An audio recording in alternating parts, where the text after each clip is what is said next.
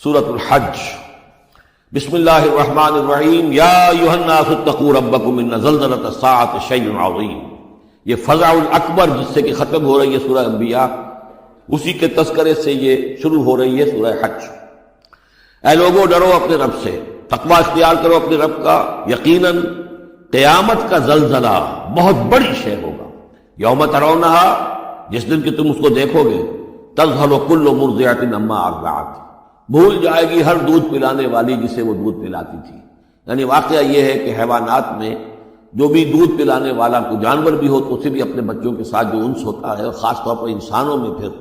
ماں کی محبت اور شفقت اور ممتا جو ہے وہ اپنی جان دینے کو تیار ہوتی ہے، اپنے بچے کی آنکھ نہیں آنے دیتی۔ لیکن وہ سخت ایسا دن ہوگا، ایسی سختی ہوگی کہ دودھ پلانے والیاں اپنے دودھ پیتے بچوں کو بھول جائیں گی۔ وَتَضَعُ كُلُّ ذَاتِ حَمْلٍ حَمْلَهَا، اور دہشت کا عالم یہ ہوگا کہ ہر حاملہ کا حمل گر جائے گا۔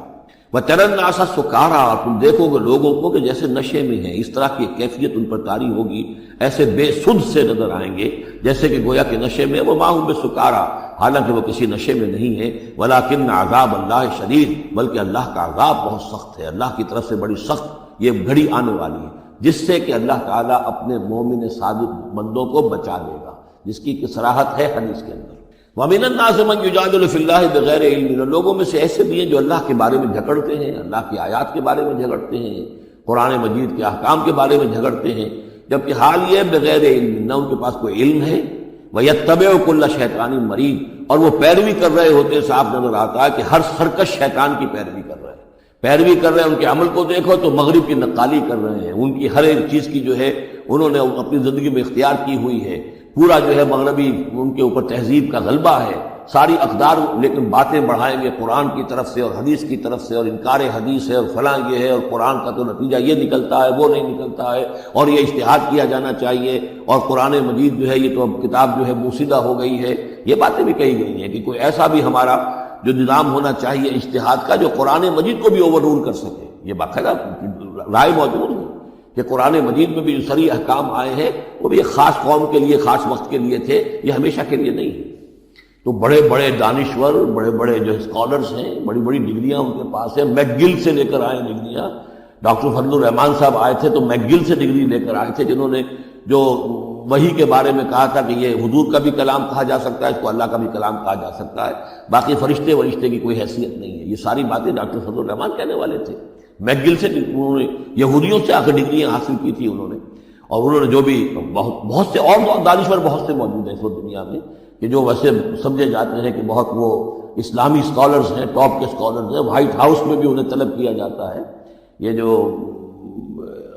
سید حسین نصر ہیں، ایرانی ایک ہے، اب وہ رہ گئے ہیں جن کا ڈنکا بج رہا ہے زیادہ، ورنہ پہلے یہ ہے کہ یہ دو تھے، سید حسین نصر بھی تھے اور ڈاکٹر فضل الرحمان بھی تھے پاکستان کے۔ لیکن وَمِنَ النَّاسِ مَن يُجَادِلُ فِي اللَّهِ بِغَيْرِ عِلْمٍ وَيَتَّبِعُ كُلَّ شَيْطَانٍ مَرِيدٍ كُتِبَ عَلَيْهِ، اس شیطان کے بارے میں تو یہ بات لکھ دی گئی ہے، طے کر دی گئی ہے، أَنَّهُ مَن تَوَلَّاهُ، کہ جو کوئی بھی اس کی دوستی اختیار کرے گا،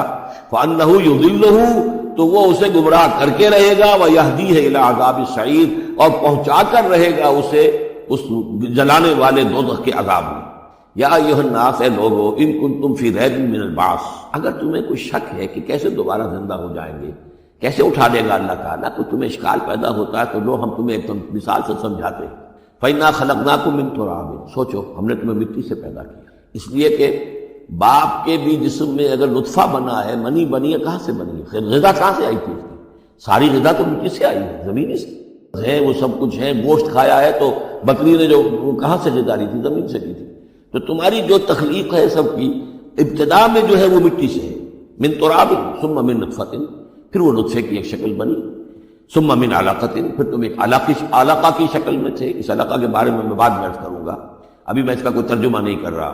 اس کا ترجمہ عام طور پر جمع ہوا خون کیا جاتا ہے، یہ ترجمہ صحیح نہیں ہے۔ ثم من مضغۃ، پھر یہ کہ وہ ایک لوتھڑے کی طرح تھا، گوشت کا ایک لوتھڑا سا تھا، مخلقۃ و غیر مخلقۃ، پہلے اس پہ کوئی نشانات تھے ہی نہیں، پھر اس لوتھڑے کے اوپر نشانات آنے شروع ہوئے، معلوم ہوا کہ یہاں سے یہ بازو نکلیں گے، یہاں سے یہ ٹانگیں نکلیں گی، اسی کے اندر جو ہے یہ آثار شروع ہو گئے۔ لِنُبَيِّنَ لَكُمْ، تاکہ ہم تمہیں کھول کھول کر بیان کر دیں۔ یہ جو بھی سٹیجز ہیں، جو ایمبریونک جو سٹیجز ہیں، اس میں واقعہ یہ کہ اس کے بارے میں کیتھل مور کا میں قول آپ کو سنا چکا ہوں، جو تعارف قرآن کا میرا لیکچر تھا، کہ ان چیزوں کے بارے میں حیران اور ششدر ہیں جو اس وقت امبریولوجی کے سب سے بڑے ماہر ہیں، جن کی ٹیکسٹ بکس نے دنیا کے اندر سب سے زیادہ مستند مانی جاتی ہے، کہ ہم حیران ہیں کہ یہ ساری چیزیں قرآن مجید نے کیسے کہی ہیں، اور یہ بالکل ایگزیکٹ جو ہے تعبیر ہے ان سٹیجز کی کہ جو رحم مادر میں انسانی جنین جن سٹیجز سے گزرتا ہے اس کی اس سے زیادہ صحیح تعبیر ہو نہیں سکتی۔ وَنُقِرُّ فِي الْأَرْحَامِ مَا نَشَاءُ، یہی مضمون چونکہ دوبارہ پھر آئے گا سورہ مومنون کے پہلے رکوع میں، تو میں وہاں اس کے بارے میں تفصیل سے کروں گا۔ اور ہم ٹھہرائے رکھتے ہیں رحموں میں جو ہم چاہتے ہیں، یعنی رحم کے اندر رحم مادر میں وہ حمل رہتا ہے، اب وہ حمل بیٹے کا ہوا ہے، بیٹی کا ہوا ہے، یا بیٹا یا بیٹی وہ ذہین ہے، فتین ہے، خوبصورت ہے، کیسی ہے، صحیح ہے، سالم ہے، وہ ہمارا فیصلہ ہے۔ نقر فی الارحام ما نشاء الی اجل مسمى، ہم ٹھہرائے رکھتے ہیں رحموں میں جو ہم چاہتے ہیں ایک وقت معین تک، ثم نخرجکم طفلا، پھر ہم تمہیں نکالتے ہیں اور تم چھوٹے سے بچے ہوتے ہو، ثم لتبلغوا اشدکم، پھر تم اپنی پوری جوانی کو پہنچتے ہو، قوت کو پہنچتے ہو، ومنکم من یتوفی، تم میں سے وہ بھی ہے کہ جو پہلے ہی ان کا انتقال ہو جاتا ہے، انہیں قبض کر لیا جاتا ہے، انہیں اللہ تعالیٰ لے جاتا ہے، ومنکم من یرد الی ارذل العمر، اور تم میں سے ایسے بھی ہوتے ہیں جو بڑی ہی نکمی ضعیفی کی عمر کو پہنچ جاتے ہیں، لِكَيْ لَا يَعْلَمَ مِن بَعْدِ عِلْمٍ شَيْئًا، کہ پھر وہ نہ جانے سب کچھ جاننے کے باوجود کچھ بھی۔ بڑھاپا آتا ہے تو ایسا آتا ہے، ڈیمنشیا بھی ہو جاتا ہے، ساری ذہنی صلاحیتیں ختم ہو جاتی ہیں، یادداشت ضائع ہو جاتی ہے، پھر بچپن کی عادتیں عود کر آتی ہیں، لِكَيْ لَا يَعْلَمَ مِن بَعْدِ عِلْمٍ شَيْئًا، پھر یہ صورت بھی ہو جاتی ہے۔ یہ ارذل العمر ہے جس سے کہ حضور صلی اللہ علیہ وسلم نے اللہ کی پناہ مانگی ہے کہ اللہ اس سے پہلے اٹھا لے، اس سے پہلے کہ انسان اس کیفیت میں آ جائے کہ جس کا نقشہ یہاں کھینچا جا رہا ہے کہ لا یعلم من بعد علم شیئا۔ بڑا سقراط تھا، بقراط تھا، کچھ تھا، لیکن اب کیا ہو گیا ہے اس کو دیکھیے۔ ومنکم من یرد الی ارذل العمر، ان کے لیے دعا کر لیجیے اللہم اغفر لہ وارحمہ وادخلہ فی رحمتک وحاسبہ حسابا یسیرا۔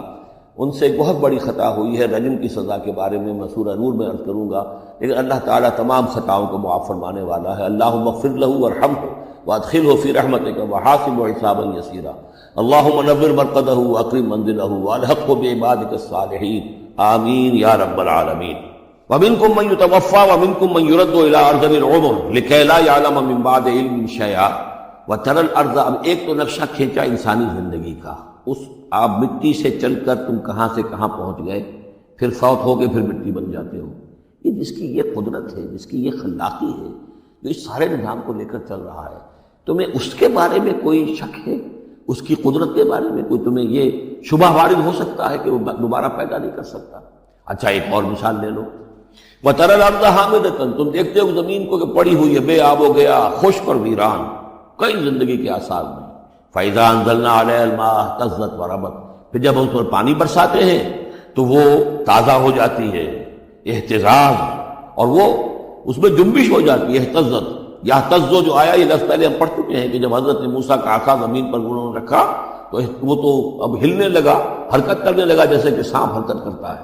تو زمین میں بھی حرکت پیدا ہو جاتی ہے، اس لیے کہ اب جو کونپلیں نکل رہی ہیں وہ حرکت کر رہی ہیں، وہ ادھر ادھر جو ہے، پہلے زمین پڑی ہوئی تھی ساکن، صامت، ساکن، بے آب و گیا، خشک، لیکن اس کے بعد اہتزت، اس کے اندر ایک حرکت پیدا ہوتی ہے، وہ ربت، وہ ابھرتی ہے، گویا کہ جیسے وہ گھاس یا سبزہ اوپر اٹھ رہا ہے، اور جیسے کہ فصل گویا کہ زمین اٹھ رہی ہے، وہ اٹھتی ہے، ابھرتی ہے۔ وَأَنبَتَتْ مِن كُلِّ زَوْجٍ بَهِيجٍ، اور ہر طرح کی قسم کی تر و تازہ چیزیں جو ہے وہ اگا دیتی ہے زمین۔ تو ذرا سوچو، زمین مردہ تھی، اللہ نے زندہ کر دیا۔ تمہارا اپنا معاملہ یہ ہے کہ مٹی سے لے کر اور تمہارے ایک انسان پورے بننے تک، یہ پھر کیسے شک کرتے ہو؟ تمہیں اللہ تعالیٰ کی قدرت میں جو کوئی شک نہیں ہونا چاہیے۔ یہ تمہاری زندگی کا سائیکل چل رہا ہے اور یہ نباتاتی سائیکل چل رہا ہے ساتھ کے ساتھ، یہ چند مہینے کا ہوتا ہے، یہ تمہارا جو ہے یہ 60 70 80 برس کا ہے، اس کے علاوہ کوئی فرق نہیں۔ ذالک بان اللہ هو الحق، یہ اس لیے ہے کہ اللہ تعالیٰ الحق ہے، اس کے حق ہونے میں، برحق ہونے میں کسی شک و شبے کی گنجائش نہیں۔ وانہ یحیی الموتیٰ، اور یہ کہ وہ مردہ کو زندہ کرتا ہے، مردہ کو زندہ کرے گا۔